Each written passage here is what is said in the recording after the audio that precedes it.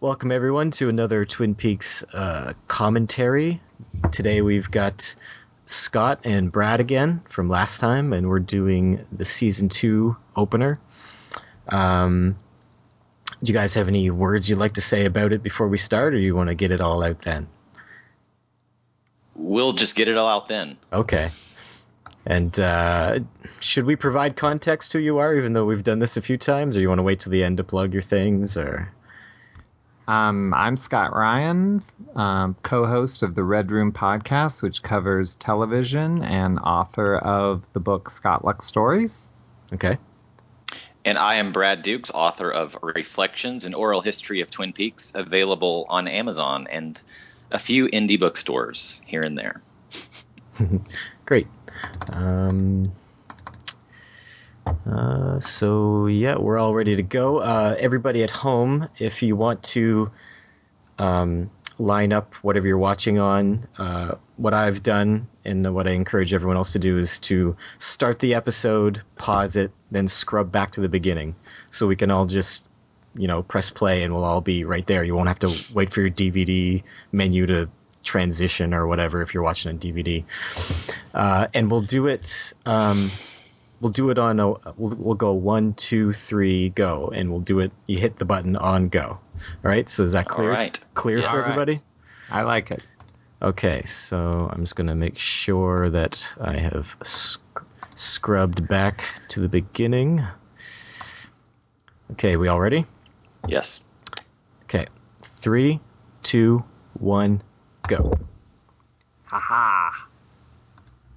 All right. Let me full screen this too. All right. Okay, so I remember watching this on television when it originally aired. Am I the only one, or did you watch this, Brad? I also watched it. It was actually the first time I watched an episode live as it aired. I'd seen the summer rerun that kind of led up to this. Okay. Did you catch the whole thing? I think so. I mean, I was pretty young, but I remember waiting to find out what Cooper's fate was excruciating. I mean, that was the $1 million question. Yes, and also to put this in time perspective, the night before this episode aired, Kyle MacLachlan hosted Saturday Night Live. Okay, that was that soon? So he did that Saturday night, and then Sunday night was this as a 2-hour movie. Nice. I don't know why, but I assumed that Saturday Night Live episode happened just after season 1 ended, not before season 2 started. Nope, it was the night before, so it was a huge weekend. Nice. Yeah, this was the eye of the hurricane in 1990 of Twin Peaks. This was right around the Rolling Stone and Time covers. And then it never got, I think this episode got 20 million viewers, and it never got in that ballpark again. No, and I was a diehard fan at that point. I had the Laura Diary, the Cooper Diaries were also out, and it gave you a little taste of this episode. Not the book, but the audio Cooper Diary. Right. And it actually has him talking about the giant, and you could hear that before this episode aired, even though you didn't know, because he says to Diane, I got so loopy, I thought I saw a giant. And you were like, what? What is the giant? So, you had a little bit of some teasers ready to go. So, Scott, do you remember exactly when The Secret Diary was released? I do not remember it exactly, but it was that summer. Okay. I had read it before I saw this episode. Okay, so It was in between then. Yeah. Yes. Because I remember being very interested about Bob.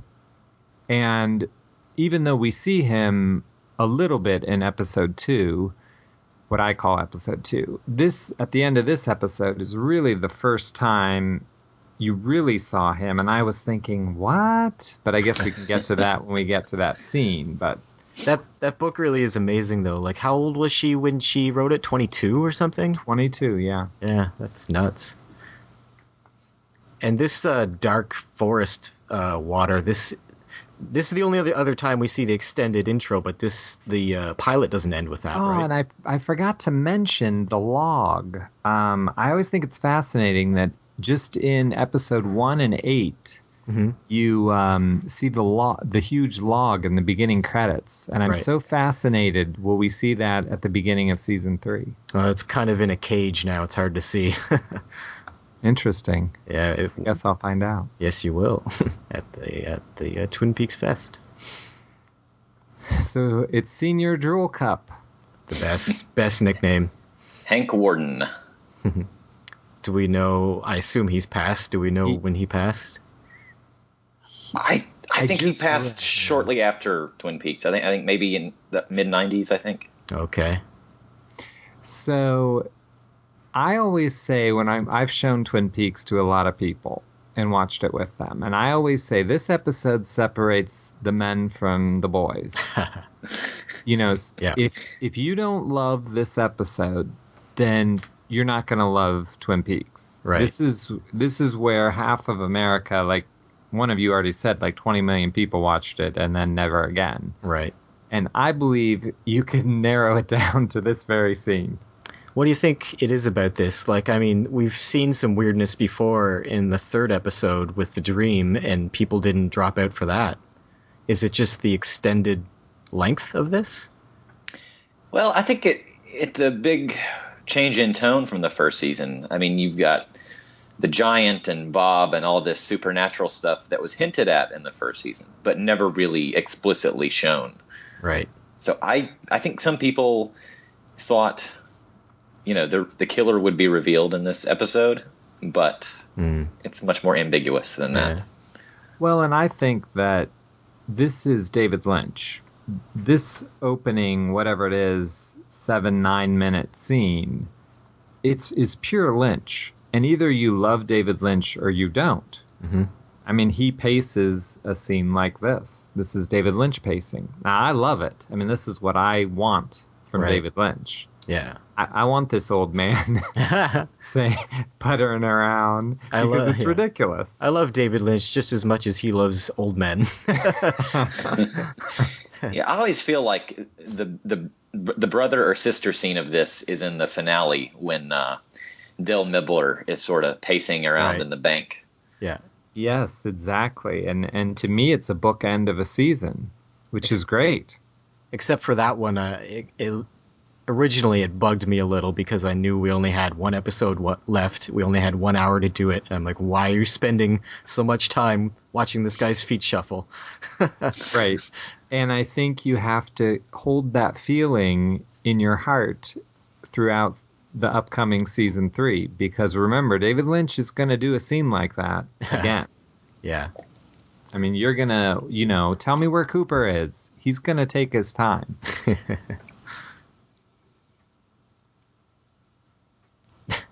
What do we think? I don't really think this guy was originally intended to be anything supernatural. What do you guys think?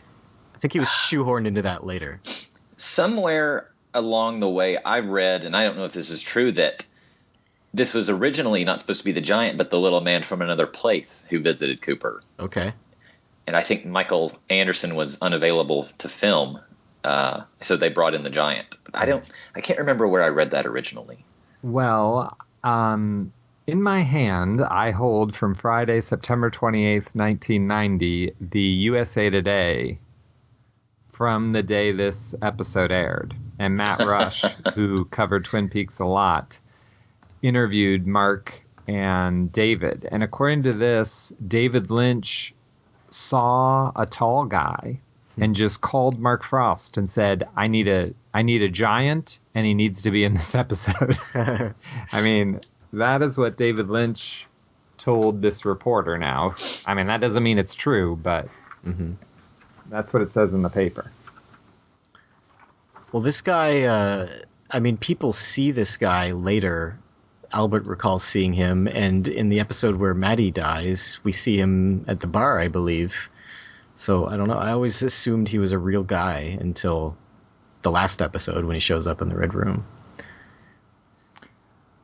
I believe he is a real guy. Maybe he's inhabited by spirit as well, I guess. Yeah, I kind of view him in the same league as the one-armed man, whatever's going on. Yeah. I agree. I think he is the earthly spirit of the giant. It's how he gets around. So, are one of you watching this on Netflix? I am, yes. How does it look? How's the giant look right now? Because he looks great on my gold box. Yeah, I think he looks good. I always wondered what Netflix is playing. Well, what are you referring to? Is there different versions? I think they cleaned it up. Yeah, I mean, my VHS version of this scene used to be awful when I owned the VHS where they had like 5 episodes on a tape. Mm-hmm. Did either of you own that set? No. Yes, it was so awful.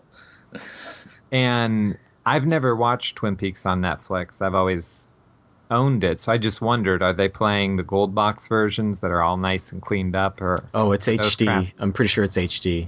Yeah. Good. Yeah. I think it's somewhere in quality between the gold box and the Blu-ray. Like, it's not as good as the Blu-ray, but it's probably better than these gold box DVDs.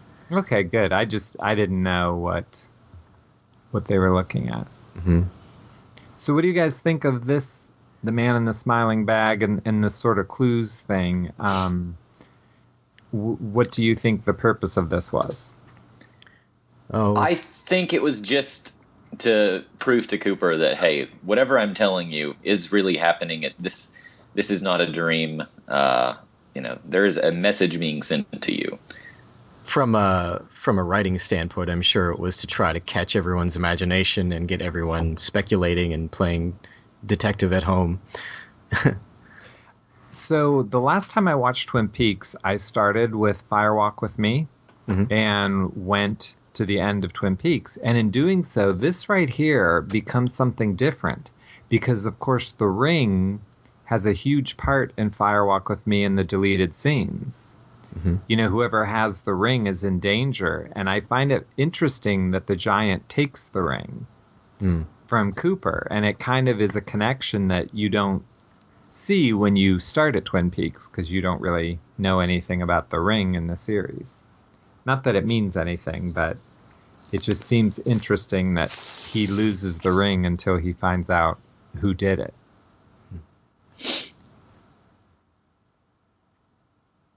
They didn't make a big deal out of that ring in the first season, did they? Not at all. I don't think so. No.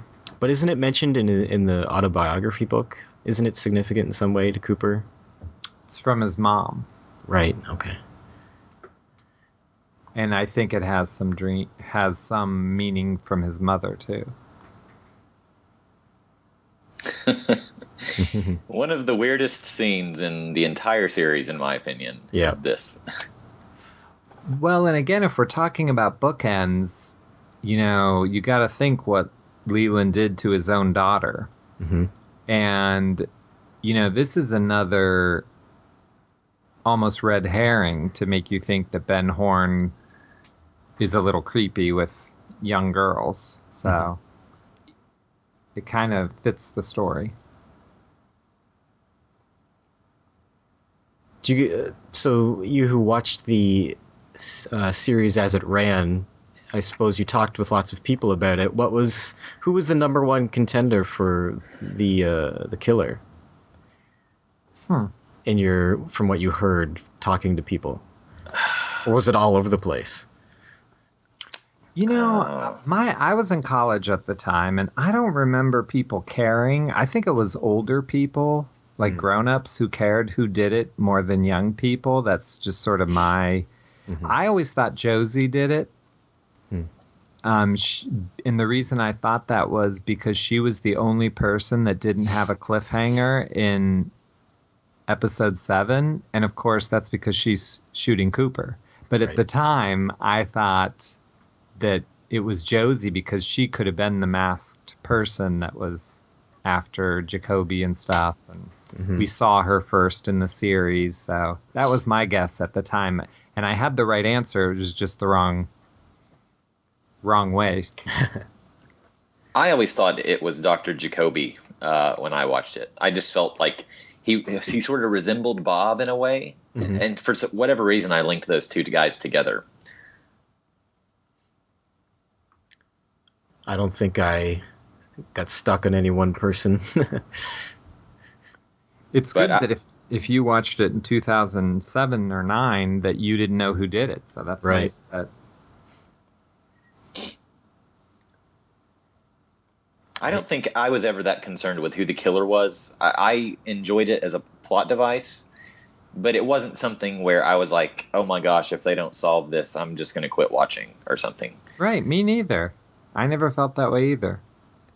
And like I said in this article that I have, it's all about that. And, you know, and even in it, Mark Frost promises that when you find out who did it, it's going to lead to a bigger story, which I found interesting, seeing how both of them now say that they never intended on telling you who did it. So it's interesting that they're both in the paper before this episode even aired, promising you'll find out who did it and it'll lead to a bigger story. Which I assume was the James story. The one you've all been waiting for.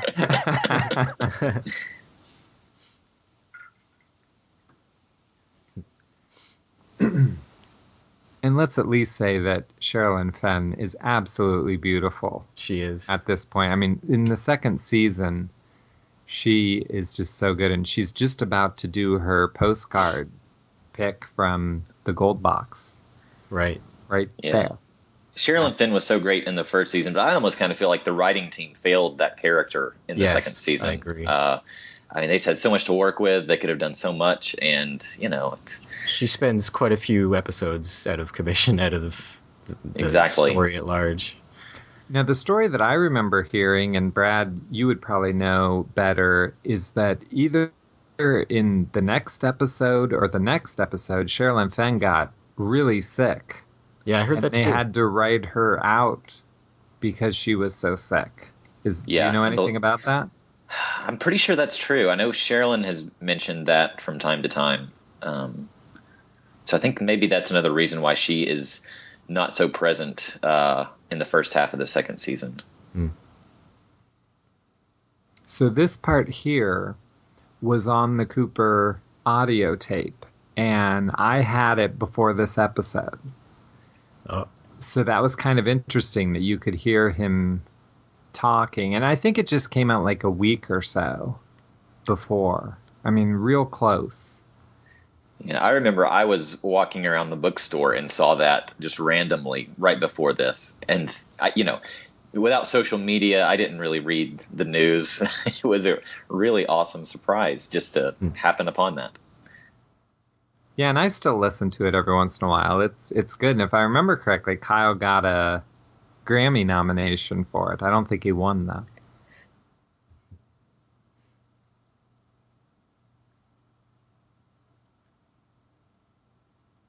What do we think about his hopes and dreams that we're hearing?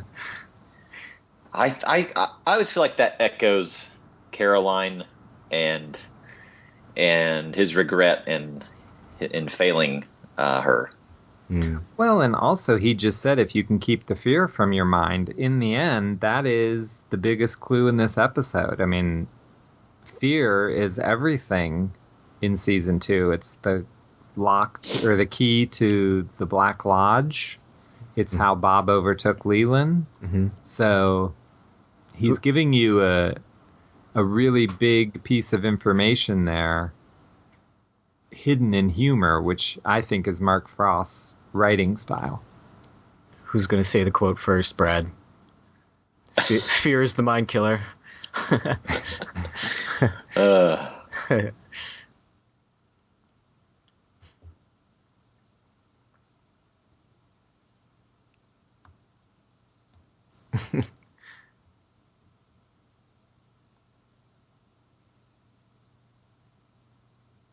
This is such a great monologue. I feel terrible talking over it because it's like it always just kind of puts me in a trance. Yeah, it's one of my favorite Cooper moments. Actually, I think as an actor, this is probably Kyle's best episode in season 2. I don't know what he submitted for the Emmy that year, but the way he holds his body for the rest of the episode is a great way of pretending to be in pain and masking the pain so other people don't. It's just very interesting. And I hadn't seen another actor portray pain that way. Mm-hmm.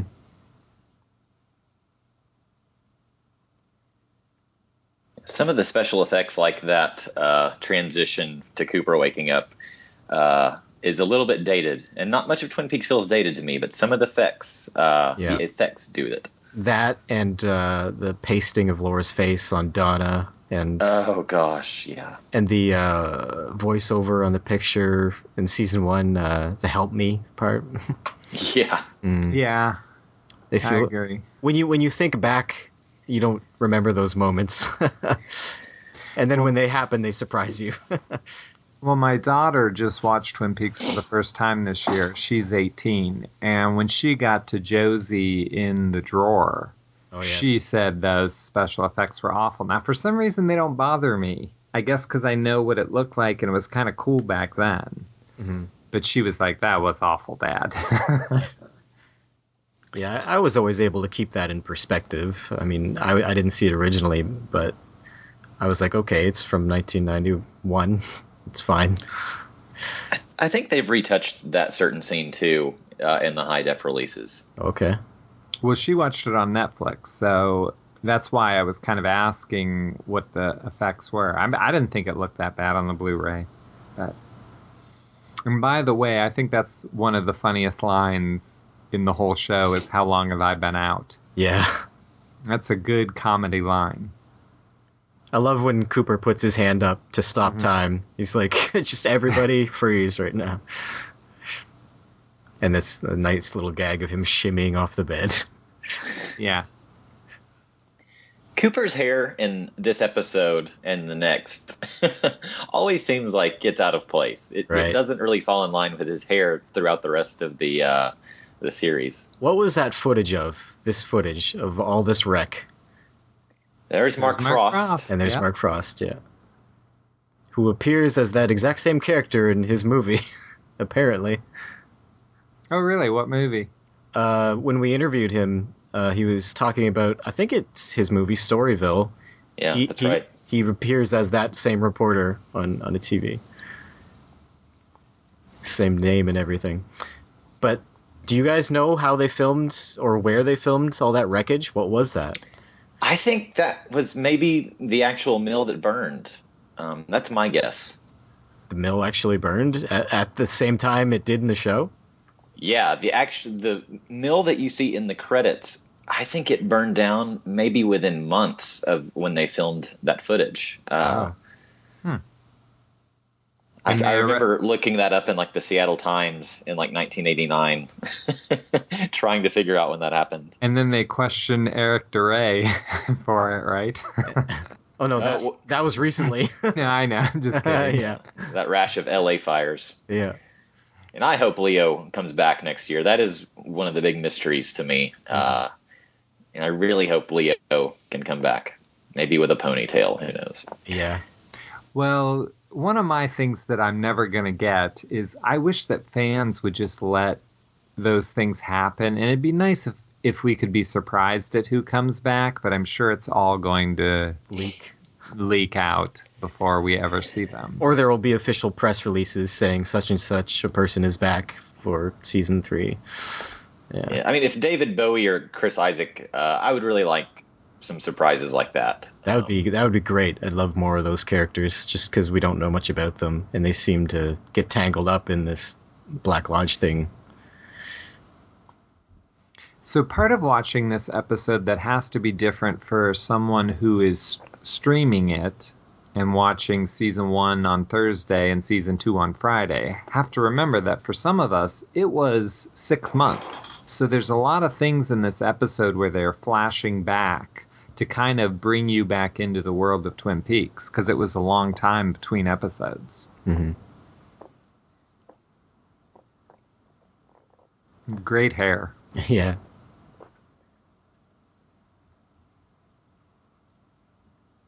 Weren't there plans for Grace Zabriskie to also play her mom, Maddie's mom, or something? That is true. Grace told me something to that extent while I was doing my book. I don't think that made it into the book, but I remember saying to her, like, gee, I really wish that Sarah could have stuck around because she's such an interesting character. Mhm. And I guess for whatever reason, it didn't happen. Yeah, I'm not sure what else she... Oh, the hair. Yeah, I mean, this is another thing that is so surprising. And, when you know who did it, it's so obvious. Yeah. Like, come on. Who is singing and going crazy? Like, and dancing and all the things from the dream. But the first time you watch it, you just love Leland so much. You don't even, this stuff just rolls right off you. Mm-hmm. I don't know if it's just the hair, but it seems like Ray may have lost about 10 or 15 pounds from the first season here. He does. He always seems a lot thinner. Yeah, his face shape seems different, yeah. Well, he lost his soul, so that. How many pounds does the soul weigh again? It's 16 ounces or whatever that movie with Naomi Watts is. So this part, I've heard that they wanted to have Bob's face show up. And some of them do have Bob's And some face. of them do. I've never seen it, though. Yeah. The effect is very awful. I don't like it. I'm glad it didn't happen.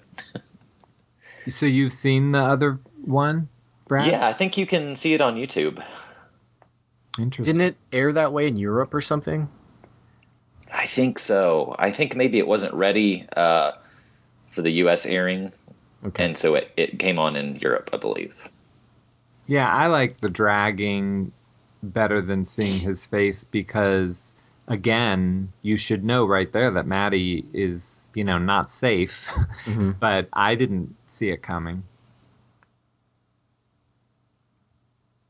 For some reason, that's one of those lines I love. Well begun is half done. I like to say that sometimes when someone's nagging at me to, empty the dishwasher or something. This is just great. Why would they even do this? And you love Jerry doing the worm. He actually learned that move from training with the famed actor Marcel Marceau. Nice. Yeah, he kind of it's so strange to look at. He almost he jumps off 3 steps, and when he hits the ground, he almost floats to the bottom. Yeah, he doesn't thump onto it.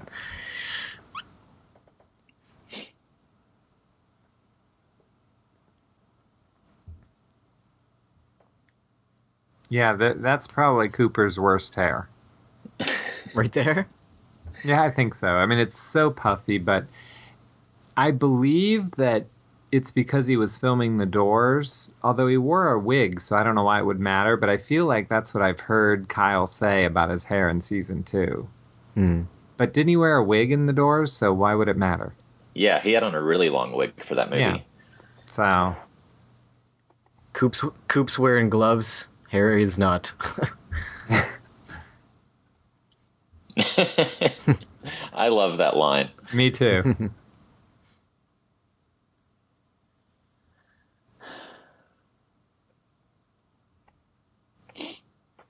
Do you guys know if the owner of the Leo Johnson house has sold it yet? I know it was for sale. Oh, in North Bend? Yeah. Gosh, I don't know for sure. I'd consider buying it if it comes with Shelly. Yeah. I don't think it does. Dang it. Okay, now I don't know if anyone else has ever noticed this, but watch how many times Albert takes off his sunglasses. Yep, Oh. I have noticed it. It definitely is bad editing here, but they're doing it for comic relief. I didn't ever notice. Yeah, if you watch Albert. Is it just twice? I hope it's just twice and not more than that. Well, we'll keep count. I love that Harry grabs his gun there. Do you guys find this goes on a little bit too long, the stumbling? Okay, there he takes them off once. Well, Twice. technically we're not seeing him, so Nope. he could have put him out. Yeah, Again. Yeah. he could have put him back on when they cut to Cooper. Justified. He's putting it back on. Yeah.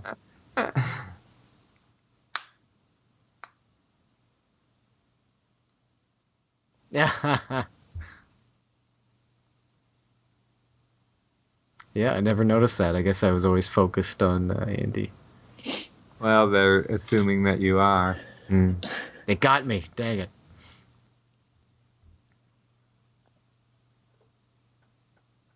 You know, this right here has never totally worked for me because later, don't they say they can't put Leo in jail? I mean, it seems like this huge amount of cocaine would have been enough. Mm-hmm. I mean, do we ever hear about this cocaine again?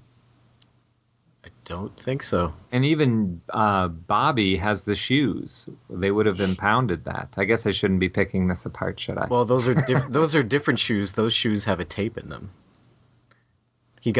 Bobby picks up those shoes from the shop. Yeah, Shelly took some to get repaired. That's right. I'm gonna eat there soon. I know it's not going to happen, but I want it to be remodeled before I get there. It was still open last week. I asked around on Twitter, and so it has not started as of last week. Damn. Good. Because I know I'm never going to be there again, so I probably won't see it after it's remodeled, which makes me sad. This will be my last year going, I'm pretty sure. So let's talk about Cheryl Lee because that's what I love to talk about most. Her acting is so amazing that you never think that's Laura Palmer. Right. I mean, she is so different as Maddie that I've actually watched it with people that didn't realize that was the same actress that played Laura. Wow. I mean, she really does develop another character. She does. Well, I mean, at this point, you wouldn't know much about the way Laura Palmer acts, but after seeing the movie, yeah, then you can, in going back to this, you can tell they're completely different people. And the bad part is, unfortunately, Laura Flynn Boyle also is playing a completely different character, except she's playing the same character. Yeah. I think Donna in this episode is bad, from the hair to the makeup to the fact that she smokes out of nowhere. Yep. You know, they really changed her overnight. I agree. And I think it was all at her urging, I'm pretty sure. She's the one who didn't want to be the girl next door anymore. That's what I heard, at least.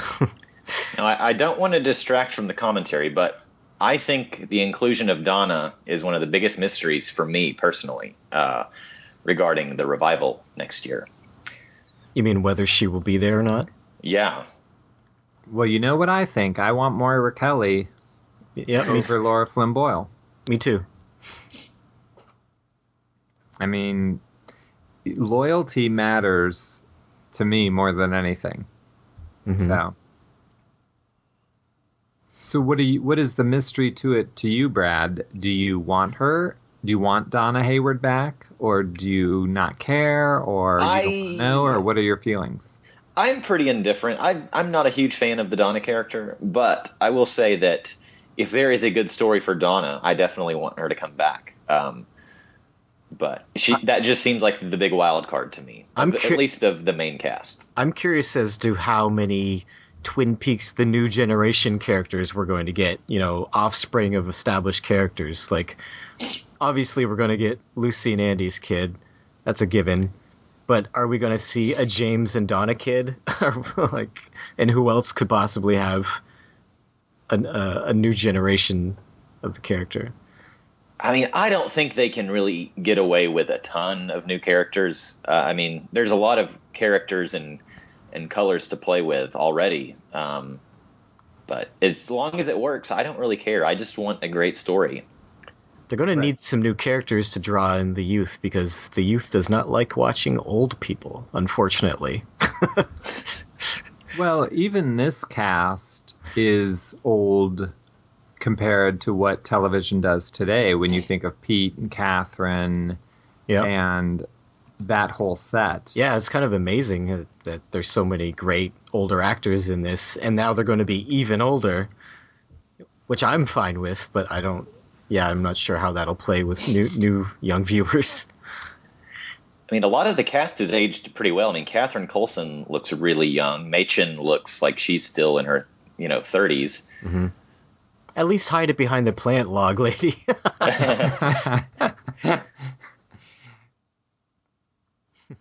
And just a scene like that is why we love Twin Peaks, isn't it? She doesn't have a line, and she doesn't need a line. Why is she so grumpy? That's what I want to know. That's a still shot.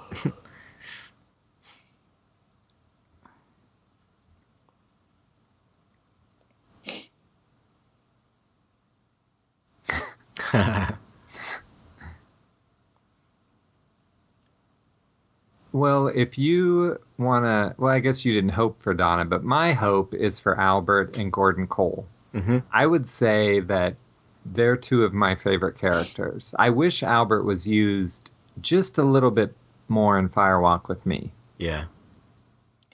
Yeah, I think Gordon Cole and Albert are almost definite. All of the Good. FBI is delightful.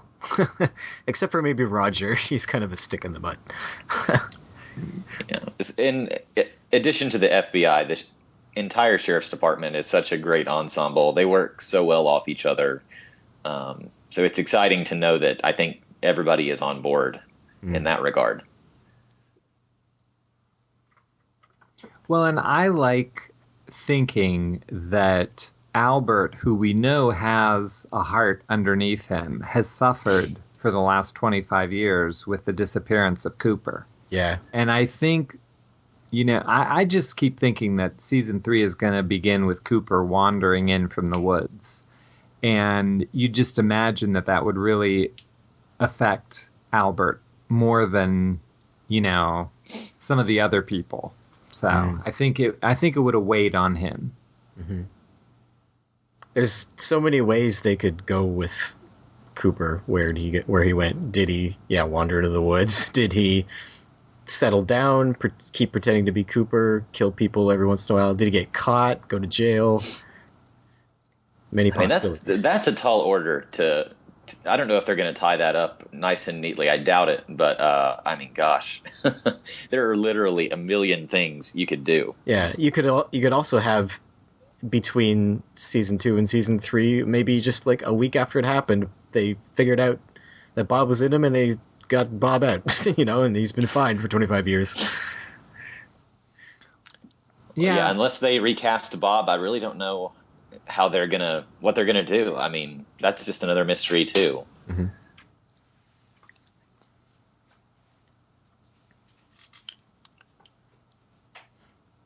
So I really love the One-Armed Man, and I think another mistake they made in season 2 is dropping him after episode 16. Yep. I mean, they should have kept him around in some way. I love his voice. He's got the best voice, especially in the European pilot. His monologue, with the Firewalk with Me monologue. Well, and I like when he says he is Bob, eager for fun. Mm-hmm. And this is just a creepy shot. The One-Armed Man's monologue at the end of episode 13 is one of the most chilling moments for me. Al Strobel is just, he really did something great with this role. And he didn't act too much besides this, did he? I think he was more of a theater guy. I think he sounds was actually like an architect or something for a long time, and he would kind of just do acting whenever he could.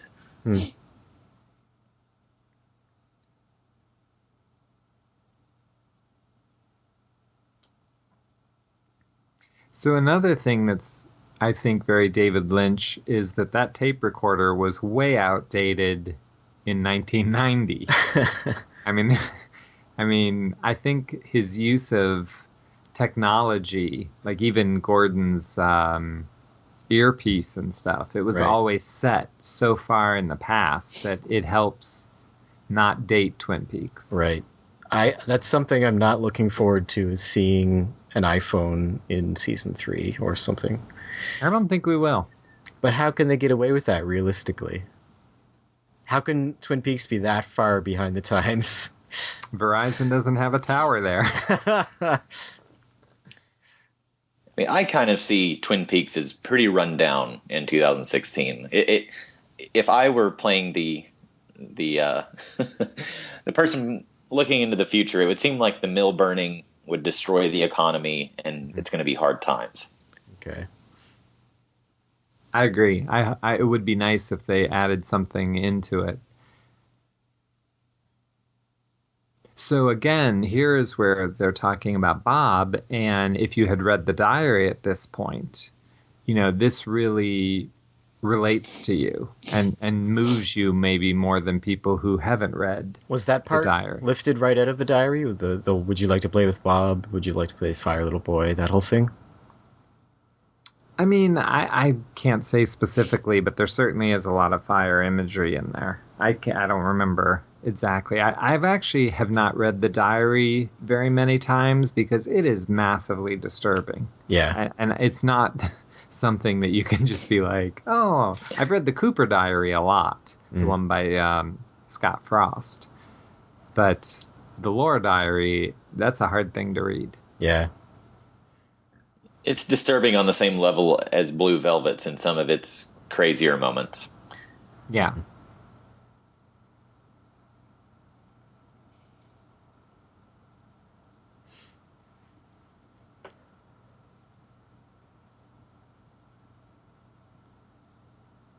I really like these two. They respect each other, and I think that's nice. Yeah. And what's the age difference between them? I think Michael is maybe 12 or 13 years older than Kyle. Okay. So again, this whole part here with Donna, I don't like it at all. That's just a photo drop outside, right? That's like a blown up photo. So. Yeah. And they changed that backdrop, I want to say, almost every episode in the first season. They finally settle on something that looks right. Mm-hmm.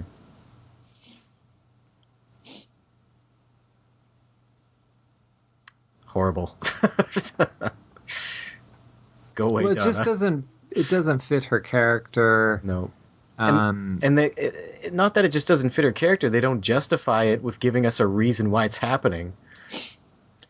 I mean, as much as people dog this scene, it's still just so Twin Peaks. I mean, I'm glad we have it for our amusement, at least. If you just despise this scene or you despise the direction of Donna, it's still really funny.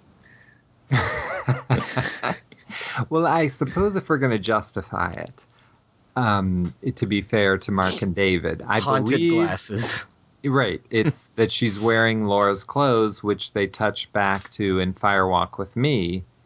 And even in the script of Firewalk with Me, in that scene in the pink room, when Donna puts on Laura's jacket, Bob talks to Laura and says, "See what we can do." So, I mean, you could make a justification that, Donna's being tempted by the Black Lodge, but man, why the Black Lodge wants her to suck James' finger, I don't know.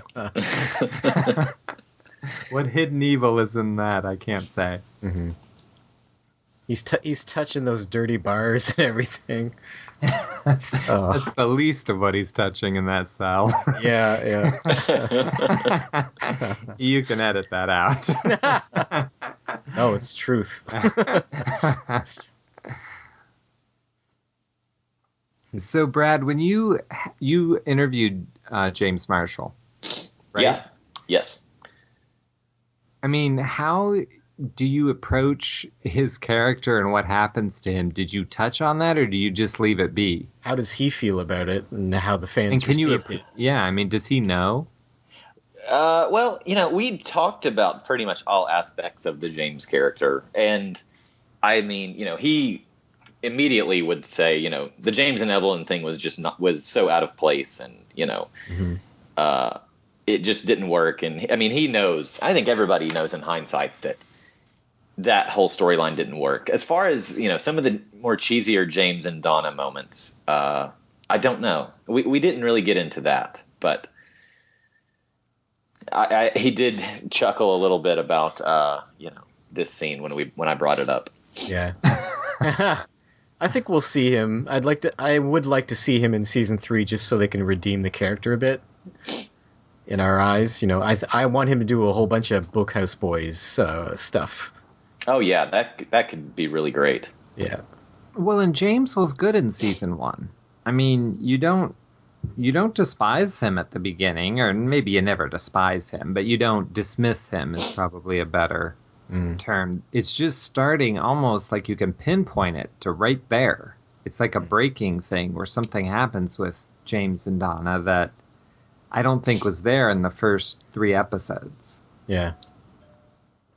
Well, I think James works wonderful as that James Dean rebel without a cause sort of character throughout the first season. I just wish they had, kept an edge on him in the second season. Well, they didn't keep an edge on him in the first season. He was asking for fruit punch and wearing sweaters. Sorry. In the pilot. I'm sorry. Right. That's funny. This is hilarious. Just the gasp. I hope we get a lot of Diane monologues in season 3. Mm-hmm. We must not see Diane. No Diane. So I remember, you talked about what people said. I remember reading a couple critics really taking them to task for them doing this hospital food bit. Mm. It doesn't bother me. Me neither. I like it. I think it's funny. Yeah. And the sound, like all things in Twin Peaks, is really cool. The little sound they play there. Yeah. I don't think I've even noticed those little noises because I don't think I've ever watched this on headphones before. Oh, really? Yeah. Keep an eye out. Every time you see the food, it's it's like it's a UFO or something. It's from space.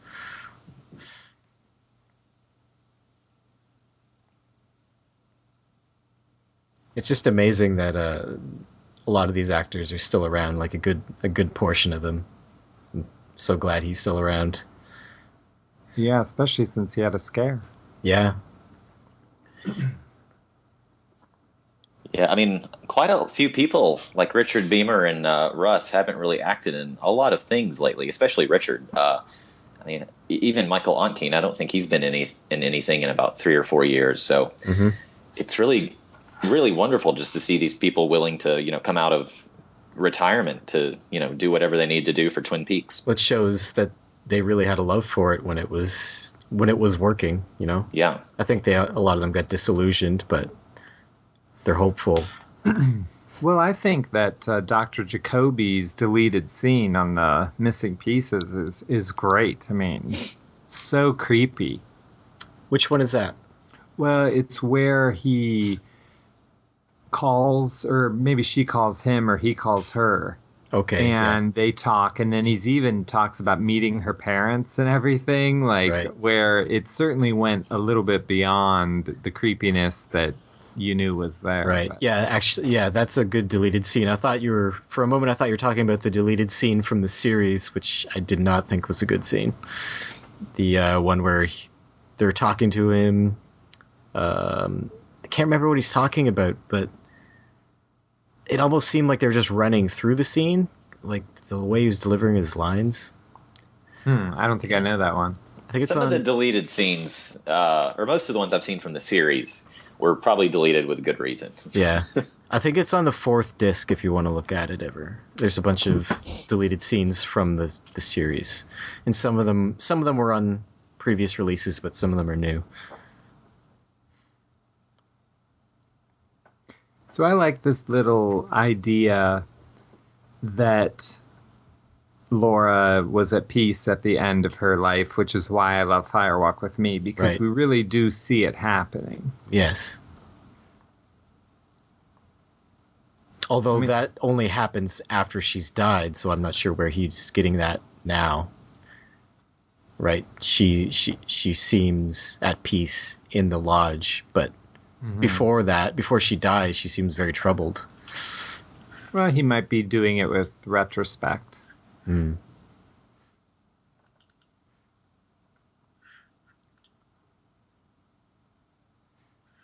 So I think this is the first mention of scorched engine oil, correct? I think it is.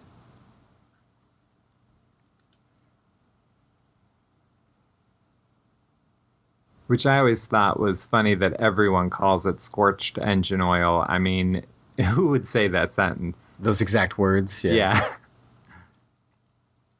Without colluding beforehand to figure out how to describe it, yeah.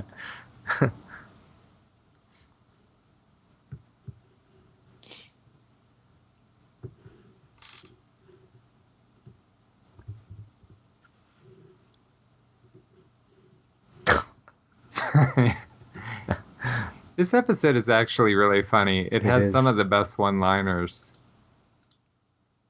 I love how deadpan he was when he delivered that line.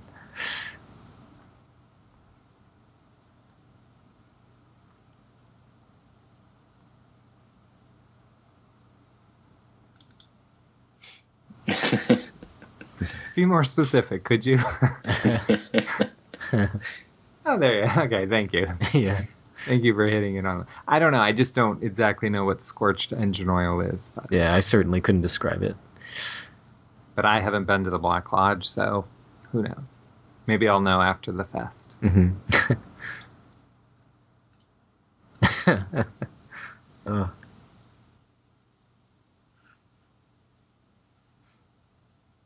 So where would you guys want to see Bobby 25 years later? I think I brought it up before, but I really want him to be a sheriff's deputy or the sheriff. I think I've said this before too, but I would really like to see him kind of take the place of his father as the noble person who is in touch with what's going on. Yeah, and he could do that as the sheriff. Yeah, I'd be okay with that too. So are Bobby and Shelly the best couple Yep. in They're- Twin Peaks? They're the only ones who are happy in the end. I mean, they're cute. I mean, this scene is really cute. And there Lucy isn't and a- Andy were also a pretty good couple. Oh, that's true. Yeah, I Right. was thinking of the youngins, but True, yeah. yeah. And I guess to some degree, Ed and Norma, I suppose, are the ones you long for. But there's just Yeah. something about Bobby and Shelly that I like. They have good screen chemistry. They just look good together. And he got tanned over the summer break. And his hair got really big. She's just beautiful. Even laid up in the hospital.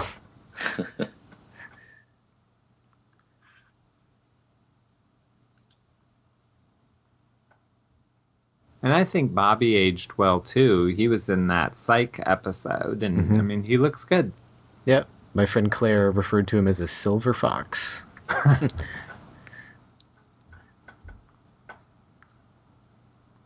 So, do you think it was a good idea to do a 2-hour one to start it off with? Yeah, I always enjoy when we get those on TV shows that I'm a fan of. Excuse me.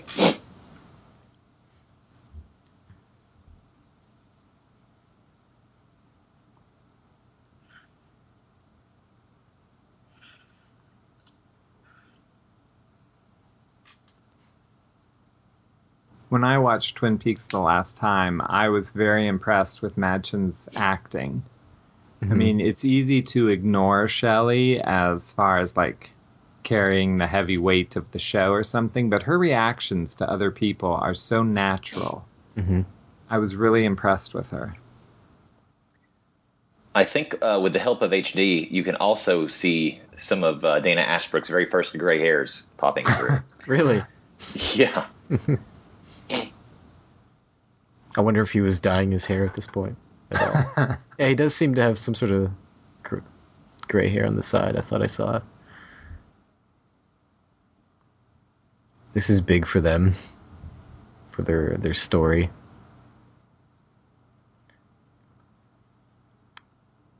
I think he starts backing off a little bit here in their relationship, and eventually they just completely separate until the very end. Well, I think it would have ruined Bobby's character if he would have not been that way. I mean, he's still a guy who barks at you when you're in a jail cell with him, so he's not going to change that much. Yeah. I always struggled with, Bobby working for Ben Horn. That really never worked for me. Yeah, that was one of those things. What do we do with this character? Let's throw him over here. Love Albert's sarcasm. This is a great scene, maybe one of Ed's best scenes. I mean, to deliver a monologue like he does here, I mean, it seems like a study in acting. Yeah. And Albert, too. His reaction is great.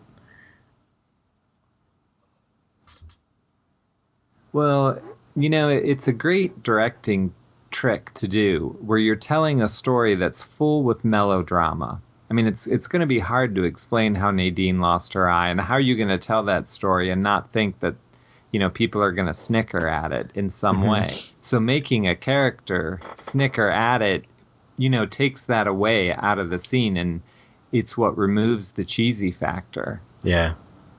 I'm pretty sure that was unscripted for Miguel to laugh, but he was actually laughing at the story. And so David Lynch just said, if you think it's funny, then just laugh. Mm-hmm. Interesting, because it does work. I love Ed as a character. I didn't really find him remarkable at first, but the more I watch this show, the more he just seems like to embody the everyman of this town. I agree. I think Ed and Pete are, in a lot of ways, the heart of what Twin Peaks was really about. Mm-hmm. I mean, it's that working class, good, wholesome American just trying to live life and get through it. Right. And to me, that's what a lot of Twin Peaks is about.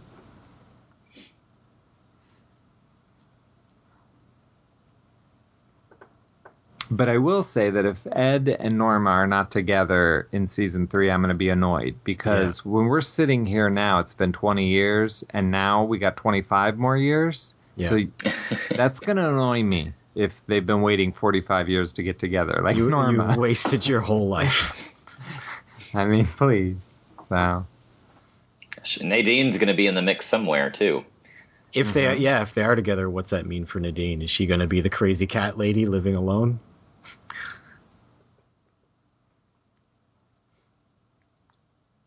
I always think it would be funny if Nadine's silent drape runners had caught on or something, and she got like just ridiculously rich. Maybe the sawmill industry has been replaced with the drape runner industry in Twin Peaks. it's hard to say. Everyone works for Nadine, making drape runners in her big factory. Oh my gosh. Can you imagine her as like a supervisor? Oh my God. No, she could only see half of what you were doing wrong, so you might be able to get away with some stuff. Mm-hmm. I do hope that with one of the characters, I think it would be cool if they really did throw them completely for a loop on something you would never see coming. Yeah. You know, I mean, most people don't change, and I think the majority of the people should kind of be the same. But it would be interesting if Nadine did run a business, and, you know, it would just be interesting. I hope there are some surprises. Well, Ben Horn has already been thrown on his head during the course of this season.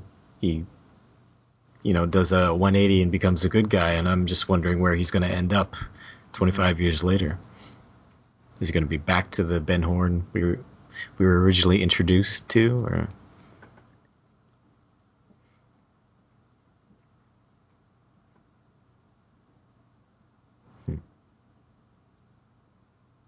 That's a creepy image if you view it as a smile. Mm-hmm. Very wide grin.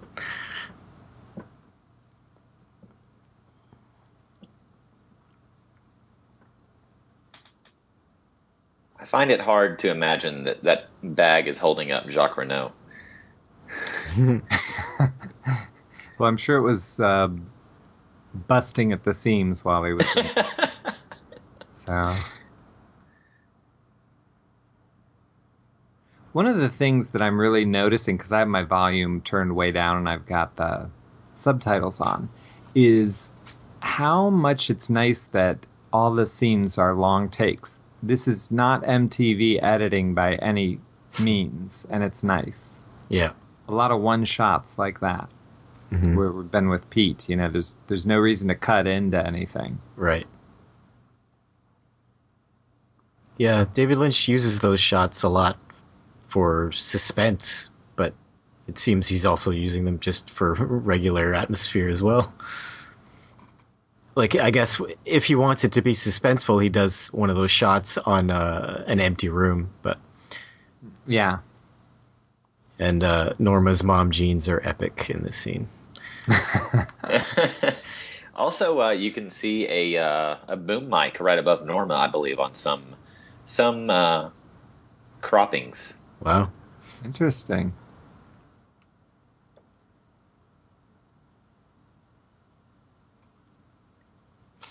Look at those. That is funny. How things have changed. Mm-hmm. I've noticed recently with fashion that the waistline is starting to creep back up on people I observe. So I think it's coming back.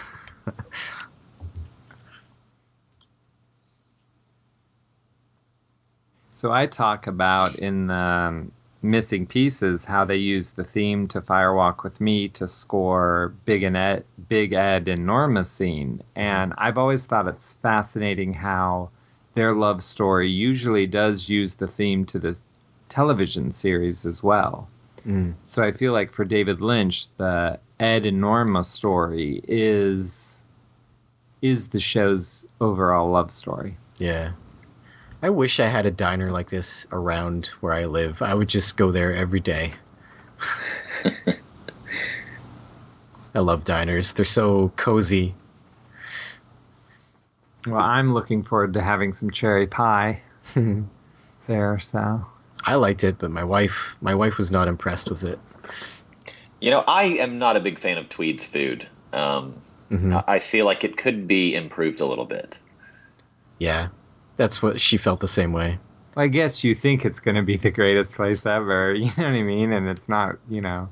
The food I enjoyed the most while I was there was actually the Roadhouse. The Roadhouse had amazing food. Cool. Yeah. You should go there, in some downtime between events. Definitely. I'm excited to check it all out. So let's talk about this scene. One of my favorites in the entire series. Don Davis is amazing in this scene, and I think he will be someone that is sorely missed in season 3. Yeah. There's that book that Mark Frost is writing, which I hope is still coming out this year at some point. It'll be really exciting to figure out, what happened to Major Briggs and Pete Martell. Yeah. And, kind of hear their stories that we won't get to see on screen. I'm sure Pete's will end at the bank, but yeah, there's all sorts of things they could do with Briggs. But who knows? Maybe Pete will survive the bank in the book. I would like for him to survive it and maybe have, another adventure or two to hear about. But you never know. Mm-hmm.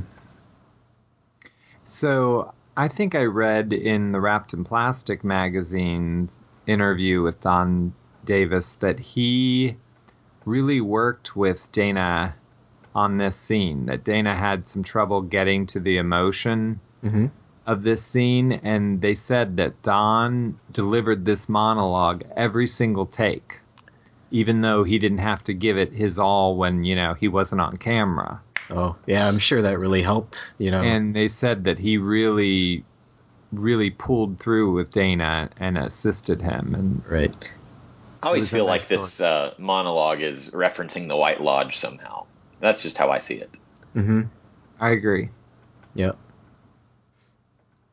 Well, and you have to think that this is a major scene because the only dialogue that Don had in season 1, or I guess I should say the major, is kind of jerky, and he's not a very deep guy. He's very one-dimensional. And this is really setting up putting the major in the Cooper and Black and White Lodge category instead of just being a silly character. Right.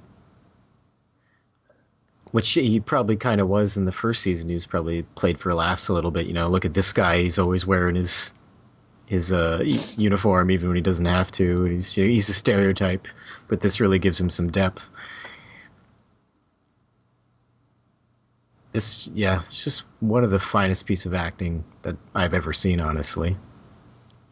Well, and again, we've talked a couple times about bookends. You know, he's going to end up in that same booth with Sarah Palmer, saying that Cooper's in the lodge, or I guess Jacoby brings her, to him. Right. So there are a lot of bookends between the last episode and the first. And there aren't many scenes that, try to tug at your heartstrings in this show. They might try, but they don't try very hard. They do it in a melodramatic way, maybe, or a soap opera way. But, this is a genuine... Yeah, definitely, if not the best moment of acting in Twin Peaks is right here. Yeah. One, I think that this story is very Mark Frost. Yeah. I mean, I bet you he wrote every word of that. Yeah, I remember he said somewhere, I believe it was at the USC panels, that he felt like when he was writing The Major, it was as close to his own voice of any other character. And let's not forget the music. The music is just beautiful here. It really adds to the scene. I get a little bit teary, guys. I actually had the music pretty low, so I couldn't tell. Was it Questions in a World of Blue? Yeah, I think so. I always thought he was going to shoot him or something right here. It's just like this scene, and then it's just like he's walking away, and then Major, and then he turns around, and I expected something to happen to him. I guess I've just been conditioned by other media. Right.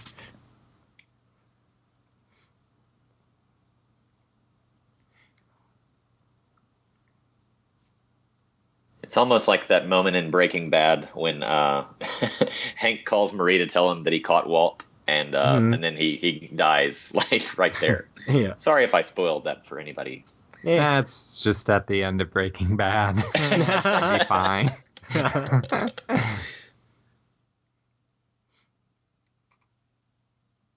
Boom. So I assume Bobby's never met Hank before this, huh?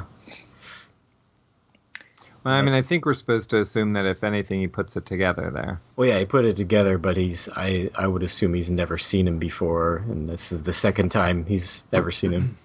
So this is a scene that looks awful on my Blu-ray. Yeah. And I'm assuming they didn't have all of the pieces to put this back together. I mean, you're going to see a major drop in quality when they cut down to the donuts. It happens a few times, and I think it usually happened. There it goes. Yeah, it just changed. But it only seems to happen on there's other scenes in the series where this happens, but it only seems to happen when something is superimposed over it. Yeah, it's because they went back to the original footage. And it's the same with Star Trek The Next Generation. The same company did both Blu-rays. And they actually go back and they remake all of the edits. I mean, they're doing it from the get-go. Okay. But I mean, even on my DVD, it's pretty poor quality right now. Correct. Yeah. It's because they can't fix it. So you're really seeing what it looked like in 1990 because they probably didn't have the long pan shot of the donuts. Oh, okay. Okay. I get so they can't remake it. Right. I got you. So they literally re-edit the whole show usually? Yes. Wow. And there's a great documentary on the Star Trek The Next Generation first season that talks about how this company does it. I mean, they go back to the original footage and they put the real show up on one monitor and then they get all the footage and they recut it. Wow. And they re-put it in. I mean... Well, I do video editing for a living and I didn't even know they did that. That would be so tedious, try to get the exact frame where they cut. And they don't have it all. So on the Star Trek one, they actually will give you a disclaimer that says we are missing, 4 frames from this episode. and you can see it drop down to the lower quality. But that scene is one of the worst. This one that we just watched throughout Twin Peaks. And my guess is they were just missing the long donut pan. Mm-hmm. So whenever I watch this episode with friends and we're watching for the first time, we always have donuts during this scene. Oh, I love the table of donuts at the Twin Peaks Fest. I am not shy about being a glutton and going up multiple times. Good. Roosevelt.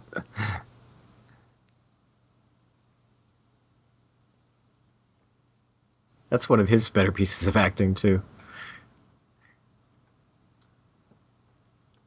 It's a Well, good... what I love about it is that Albert could care less. Yeah. But it impressed Lucy. That's all that matters. Even in real life, I remember at the Missing Pieces premiere last year, I saw Miguel Ferrer walk up, and it was like, man, that's not a guy I would mess with.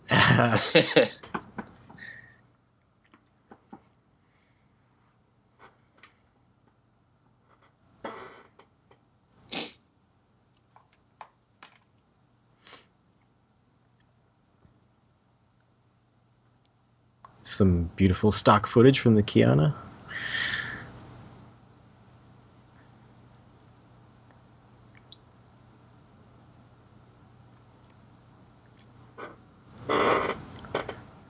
This is a great scene with Pete. Mm-hmm. It's another good one for the actor as well. I think David Lynch gets a lot out of people in this episode. I love this line.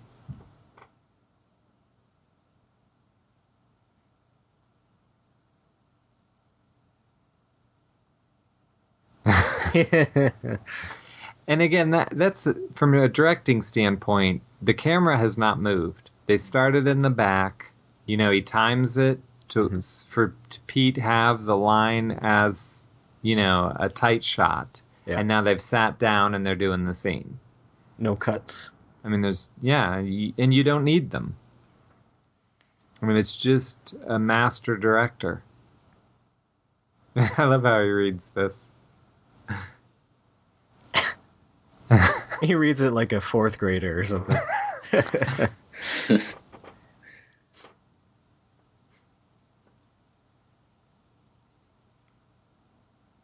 It's just fun. So, Brad, who's your favorite Twin Peaks character, removing Cooper or Laura?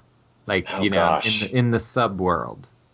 I really love Ben Horn. I think that's a really cool character, and I think Richard Beamer was just brilliant. Even when he started out as the businessman, and then he went crazy, and then he straightened out. He wasn't quite as interesting straightened out, but that's got to be my favorite character. Mm. What about you, Matt? That's really, really hard. Give me a sec. You go.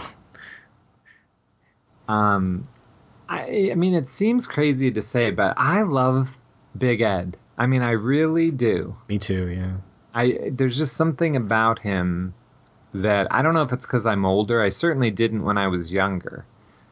But when you go into the sub characters outside of, the main ones, I think I'd pick Big Ed. Well, I mean, I'm sure he's not eligible, but I really love Gordon Cole. But that's yeah, me too. If we're talking about residents, I guess. Yeah. Yeah, I love Major Briggs, and I love Bobby, and I love Shelly. I like that whole group.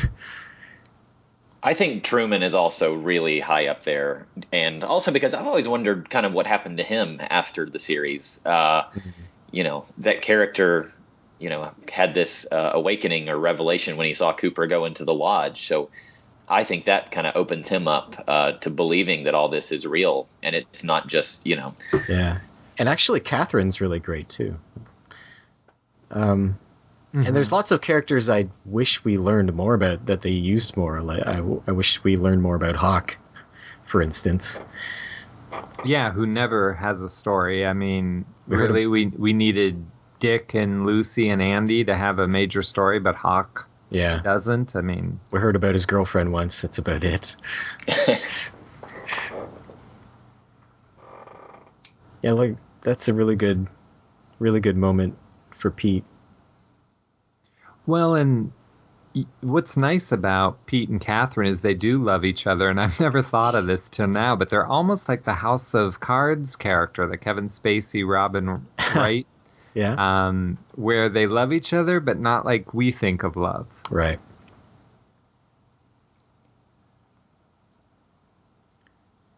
This guy. It's a little bit of the season 2 crappiness sneaking into this episode.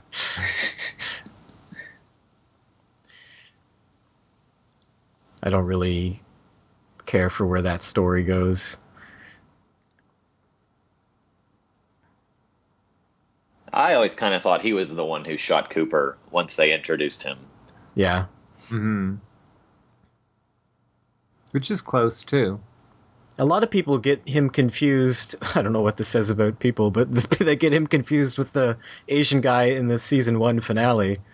But they're actually two different people. I mean, that guy is... with Catherine. Yeah, he was with Catherine much later, which I found weird because she doesn't show up again for, 4 episodes or something? Mm-hmm. One thing that I never noticed before is in the very, very back, there's a couple making out. All the way back there. I had never noticed that. I love that pose. He's just warming his crotch by the flames. I was outside. It was cold. Chestnuts roasting on an open fire. Yeah.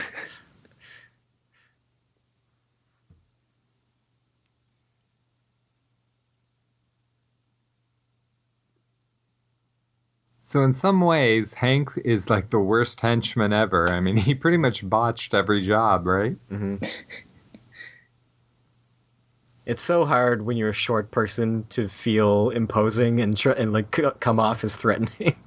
I'm a short person, so I empathize with Jerry here. He's not threatening in the least. Another great line. Mm-hmm.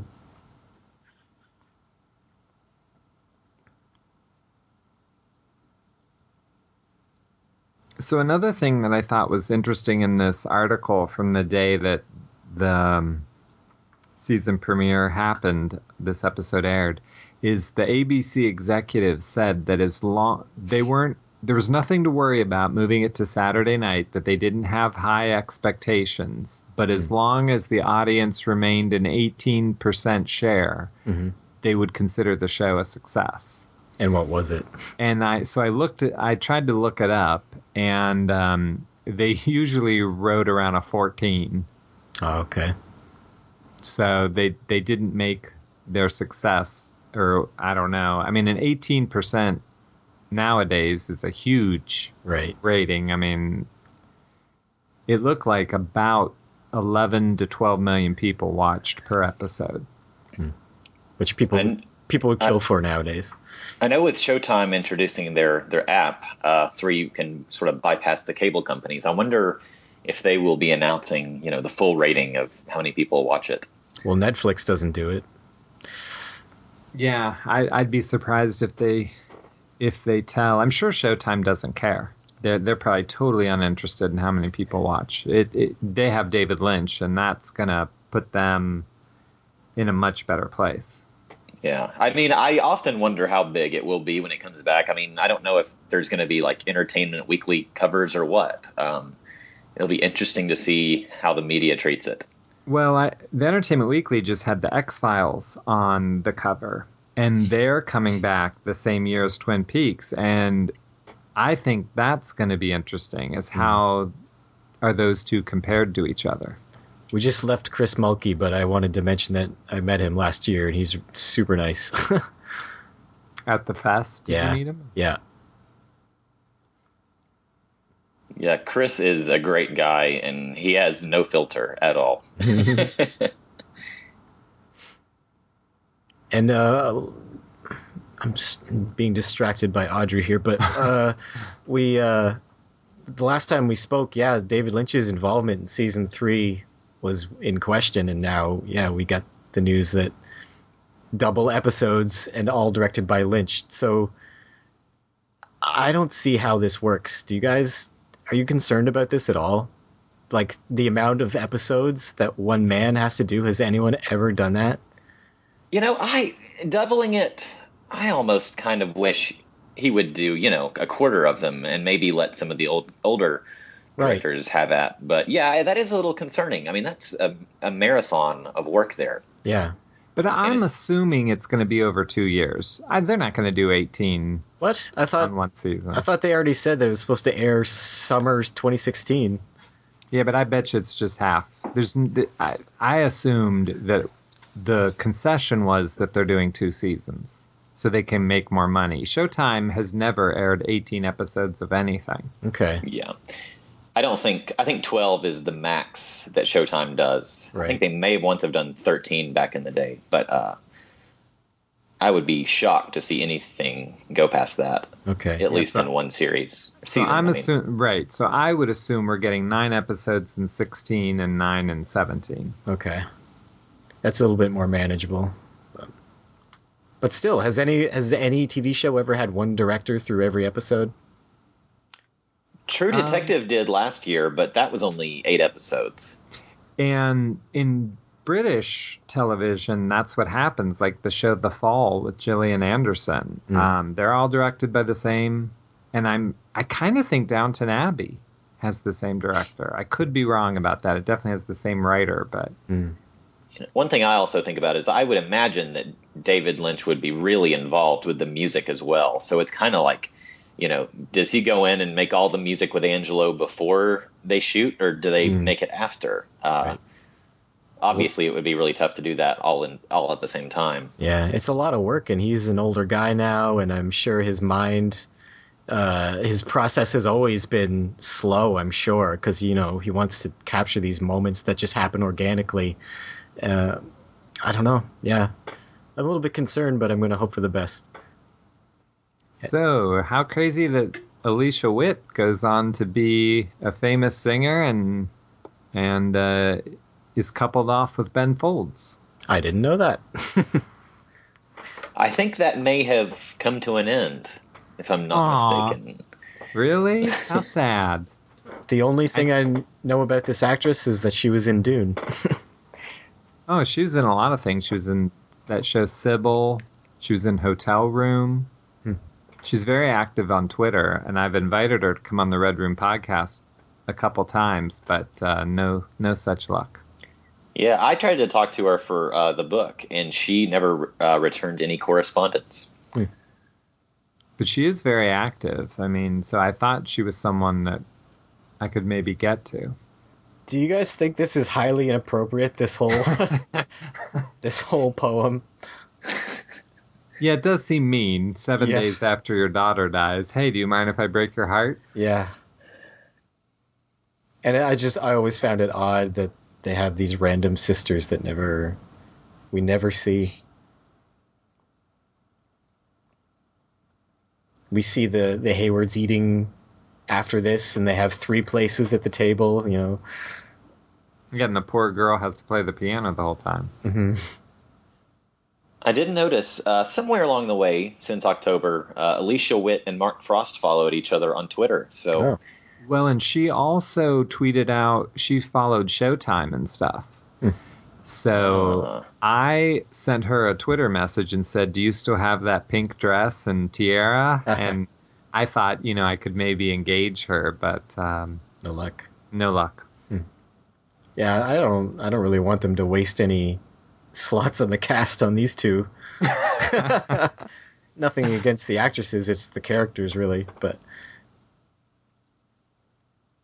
unless they can come up with something very interesting, but I'm not sure what that would be.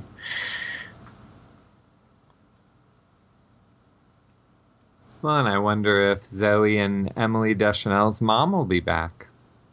Yeah.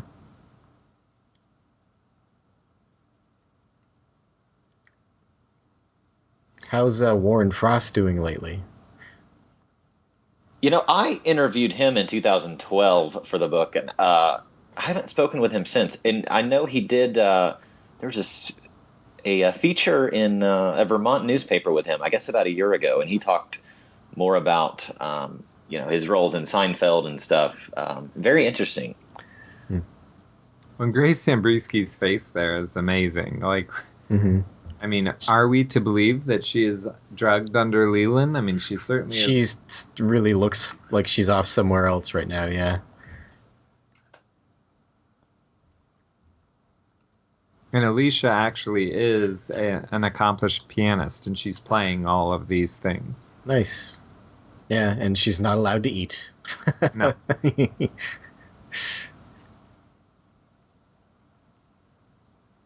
Did she say aces? Yeah. Okay, yeah, Cooper says that later. in a different episode.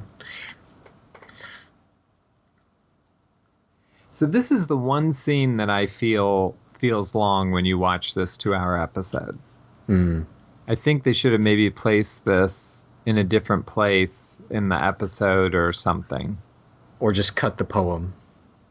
It just feels a little long, but also I think that's a trait of David Lynch. He usually does put something a little boring or long, however you want to put it, before something scary. And certainly scariness is coming soon. Right. I never fail to flinch when it sounds like an axe hitting or something. It shows the train car. Oh yeah. And I'm not happy that I have headphones on right now. So.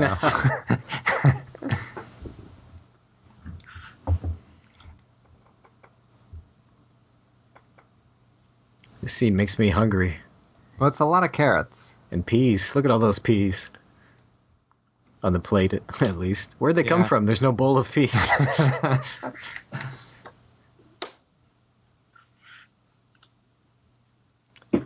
No creamed corn, I don't see. No. Phew.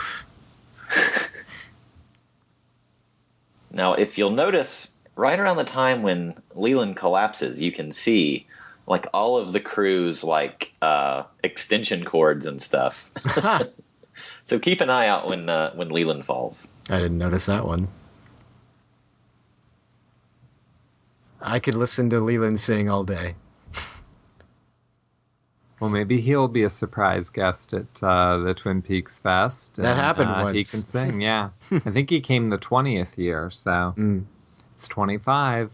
Didn't he just like appear behind everyone or something and like as a surprise? I love Cheryl Lee's smile there. I used to have that freeze framed as my background on an old Dell computer many years ago.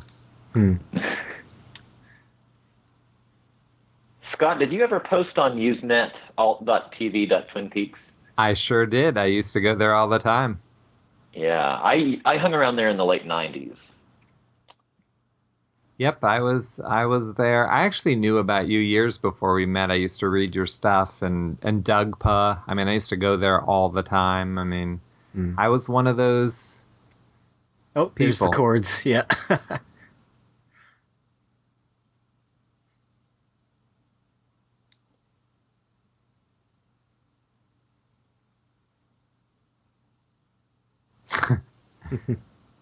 Begin the Beguine. And that's a Cole Porter song that he is quoting.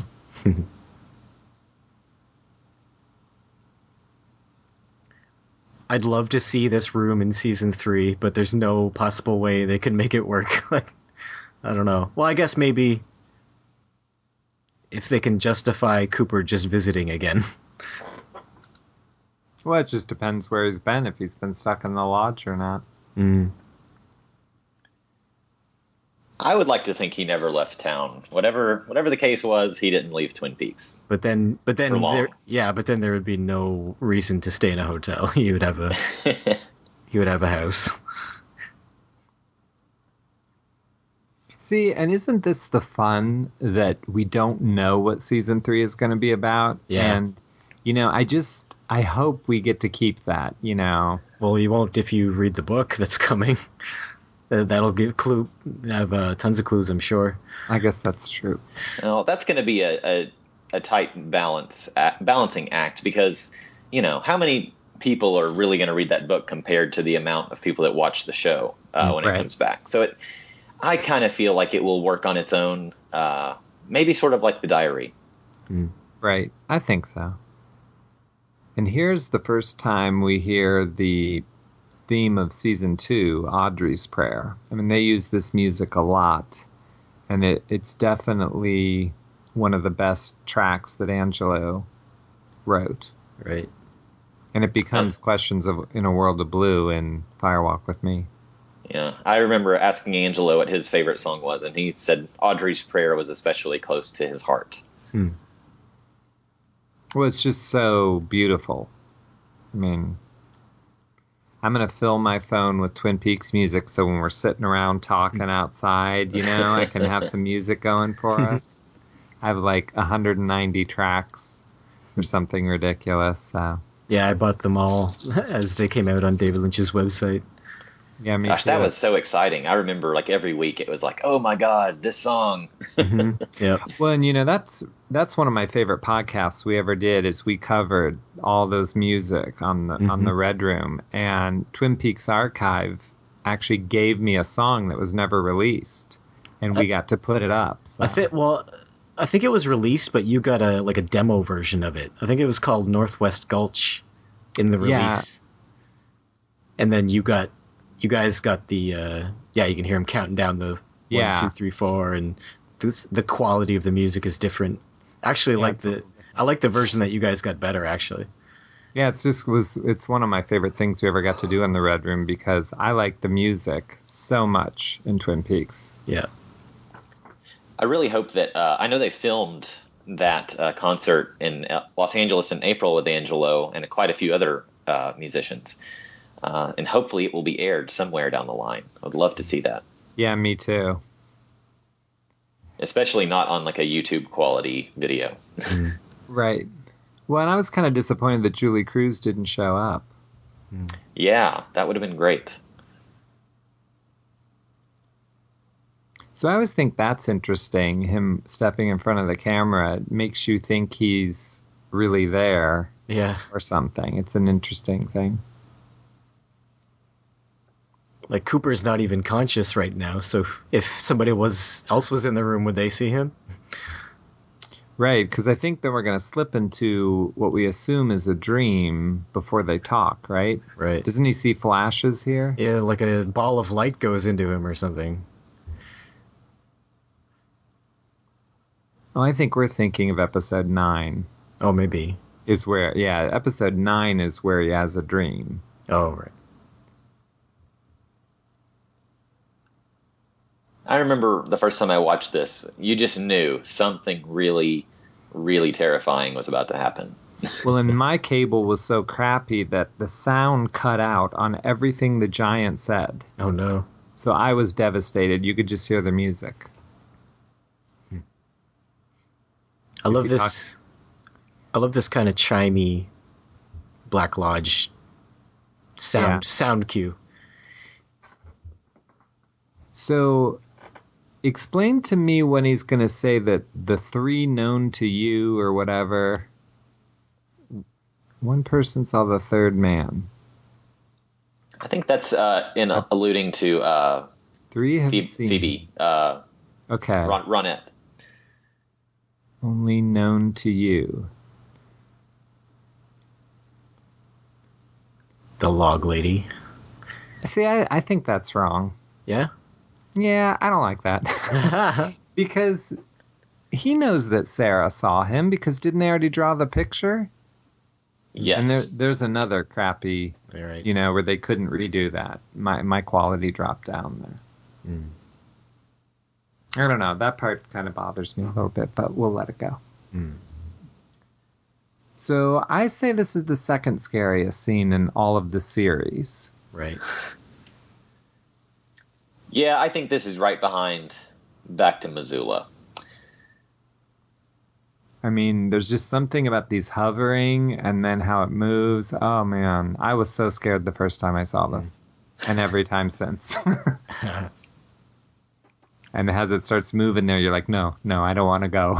Yeah, it's like it's forcing you along, like someone's pushing you.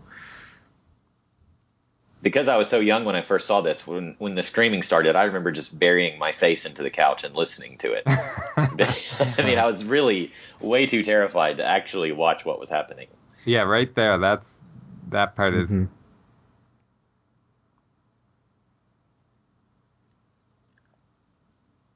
I mean, it's just so... I love that. That's amazing. Ugh. It's even better. That face she's making is even better than her death scene in Fire Walk with Me. Well, and I like how you can believe in both. I mean, Fire Walk with Me doesn't take away from this scene. You could have them both.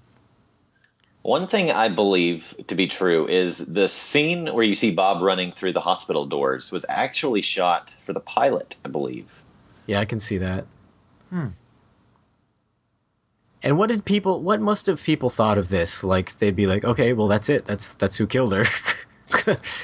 Well, I remember someone slowed this down and said that there was nothing in Bob's hands, and they were saying that he was reviving her. That was a theory that went around right after. And who was Kevin Young Jr.? I think it was Toad's son. The guy who plays Toad is Kevin Young. Oh, okay. I think something happened to his son. Oh, that's unfortunate. And then you get the happy ditty. Yeah, and this is really her playing this song, which was on the second season disc. Yeah, I listen to this all the time, just for fun. Yeah, I do as well. I love the music. I listen to it all the time. I got my local radio station to play Mr. Snooty. I got them to play that on the radio. If you know that tune. It's another piano tune. Yes, I do. I always think of that as being the Leland in front of the Victrola scene. I don't think of it as being Dick Tremaine, but... So great episode, I would say. Yep. I mean, if you don't like that episode, then you probably are not going to like season 2. And that's probably what many people found out when they watched it for the first time. They're like, I'm out. It is definitely a take it or leave it episode. You either love it and like it and you're going to hang around, or you are out the door. Yeah, supernatural elements. This is for nerds. I'm out. Now, I actually like the next episode, episode 9, better than 8. Really? 9 is really up there in my favorite episodes. Okay. I'm pretty sure my co-host, Brad Couples, this was his favorite episode. Episode 8? Yeah. 9 also has the couch crawling incident, which is... Actually, I would say that was the one scene that scared me the most. I mean, that was so... Oh, God. It looked like a room in my house when I was growing up. So anytime I walked by it, I would like have my eye on where Bob would be coming out from. And I was always afraid he was going to be there. No, I agree. I think it's the scariest scene. And then I would say that is the second. As far as just pure like horror. I mean, obviously Maddie's death is creepy and such, but it's a scary show. Yeah, well, that's one of the reasons I love it, is that mix of humor and drama and horror, like actual horror. All right, well, thanks for joining us. Do you guys want to plug your latest endeavors one more time? I'm working on a few projects I can't really talk about, but Reflections, I released it a year ago next week, which is really cool. I never would have dreamed we'd be sitting here talking about Twin Peaks coming back. So it's a pretty awesome time to be alive.